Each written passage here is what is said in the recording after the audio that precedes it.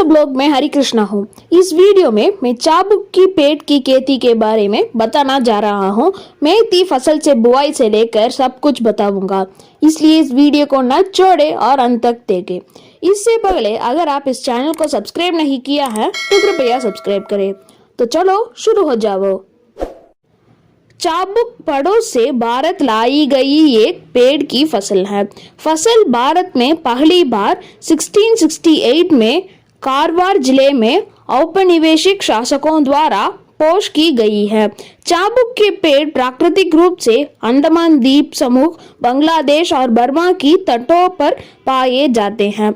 Spruce, जो शायद की कभी का प्राकृतिक नस्ल है, जो बगीचे की फसल के रूप में खेती द्वारा प्रचारित किया जाता है।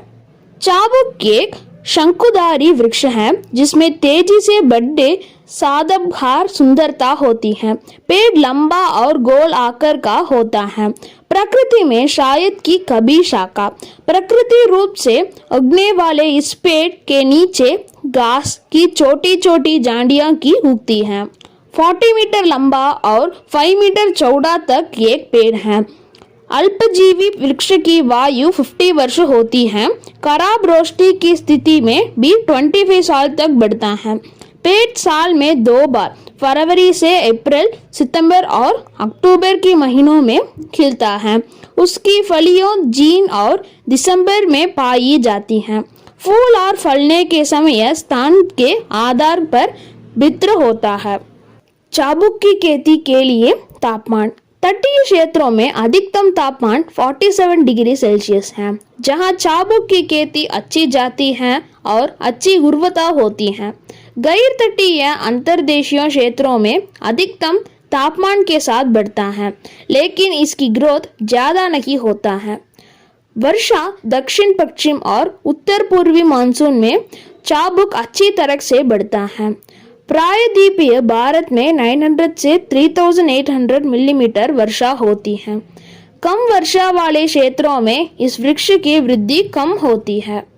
वृक्षारोपण के लिए पर्यावरण। चाबुक एक तेजी से बढ़ने वाला पेड़ है जिसे धूप की जरूरत होती है।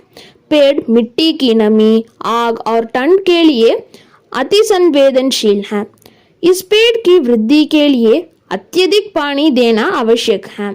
चाबुक कम तापमान वाला छायादार होता है और प्राकृतिक प्रजनन शायद की कमी होती है। गहरी जड़ों, नाइट्रोजन और बैक्टीरिया के फैलने से मिट्टी की उर्वरता बढ़ती है, जिससे मिट्टी की उर्वरा शक्ति बढ़ती है।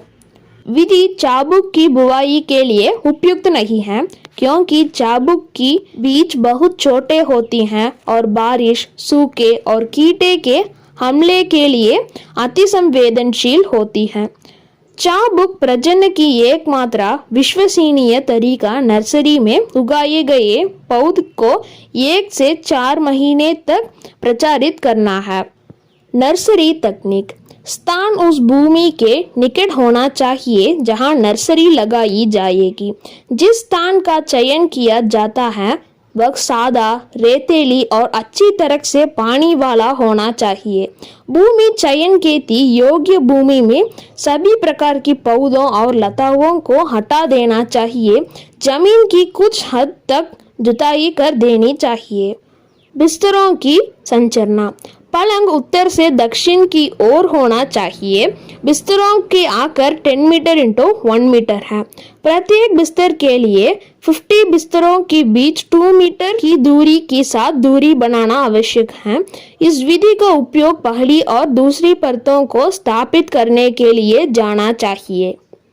मिट्टी की तैयारी।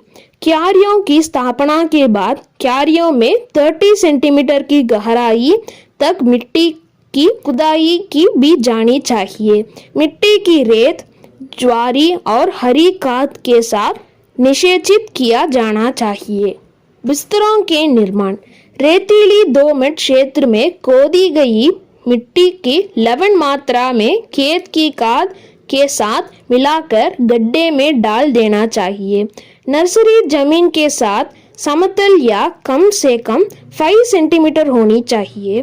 कोल ना होना चाहिए। रेतीली दोमट मिट्टी में नर्सरी बनाते समय बालू और खेती की खाद के समान अनुपात में मिलाकर गड्ढे में डाल देना चाहिए। नर्सरी बनाते समय कीटनाशक और मिट्टी में मिलाकर 14 किलो पारतियान पाउडर बनाकर हर पलंग पर लगाइए। यह चींटियों के बीच ले जाने से रोकेगा। बोवाई, प्रत्येक क्यारी में 400 से 500 ग्राम स्वच्छ बीज बोइए। बीजों के अच्छी मिट्टी से मिलाकर क्यारियों पर छिड़के दे। भूसे पर दिन में 2 बार पानी छिड़के। पानी रुकने पर बछड़ों के सड़ने की संभावना अधिक होती है। सड़ने की स्थिति में कॉपर ऑक्सीक्लोराइड 0.25% कवकनाशी घोल को पानी में मिलाकर समान रूप से फैला देना चाहिए। 10 दिनों में बीज अंकुरित होने लगेंगे। 1 महीने की अवधि के लिए दिन में 2 बार छिड़काव करें जब तक कि अंकुर 10 सेंटीमीटर तक न बढ़ जाए। उन्हें दिन में 2 बार तब तक स्प्रे करें जब तक कि वे पॉलीथीन की थैली या दूसरी परत से स्थानित न हो जाए। यदि बीज दीमक से ग्रसित हो तो पारतियान पाउडर को प्रयोग करना चाहिए। अभ्यास, आमतौर पर किसानों को 0.8 मीटर से 1 मीटर के अंतराल पर रोपण करते समय पतले तने मिलते हैं, इसलिए 4x4 से 6x6 फीट गैप हो रोपना बेहतर है। यह विधि पहले वर्ष में अंतर फसल के लिए उपयुक्त है।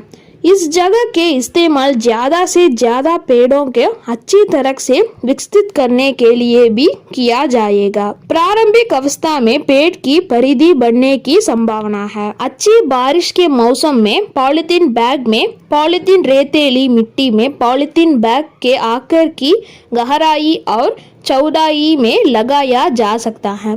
यदि लगाए गए पौधों को पानी देना जारी है तो पेड़ की तेज से बढ़ने वाले कठोर मिट्टी में 30 सेंटीमीटर गहरा लगाया जाना चाहिए। आकार का एक छोटा सा छेद खोदें और नर्सरी बैग से पॉलीथीन की थैलियों को हटा दे ताकि बैग में मिट्टी क्षतिग्रस्त न हो। नर्सरी से रोपे गए पौधों को रोपने के लिए उन्हें जड़ की गहराई तक ड्रिल किया जाना चाहिए। पौधों की पतली जड़ें को कटाकर रोपना चाहिए। उर्वरक प्रबंधन, चाबुक के पेड़ की जड़ की गांठों नाइट्रोजन को बनाए रखने में सक्षम होती हैं, इसलिए 40 से 500 किलो यूरिया प्रति हेक्टेयर नियमित अंतराल पर डालते रहना चाहिए। 150 किलोग्राम सुपर फास्फेट प्रति हेक्टेयर और 100 किलोग्राम बायोट्रेट पोटाश समान रूप से 4 से 5 के अंतराल पर बांटना चाहिए। आवागमन, पेड़ की तने चौथाई हिस्से की नीचे की शाखाओं को काट देना चाहिए। इससे आपको 6 से 12 महीने में बेहतर परिणाम मिलना संभव होगा। उपज, चाबुक के सभी भागों को उपयोग किया जाता है। 125 से 150 टन प्रति हेक्टेयर 4x4 फीट के लिए अंतराल पर या 5x5 के अंतराल पर 3 साल तक रोपण करके प्राप्त किया जा सकता है। बेहतर जल प्रबंधन और उर्वरक प्रबंधन द्वारा इस उपज में सुधार किया जा सकता है। तो ठीक है दोस्तों, इस वीडियो में मैं चाबुक की पेड़ की खेती के बारे में बताया। तो अगर आप इस वीडियो को पसंद आए तो कृपया इस चैनल को लाइक, शेयर और सब्सक्राइब करें। धन्यवाद दोस्तों, मिलते हैं अगले वीडियो में।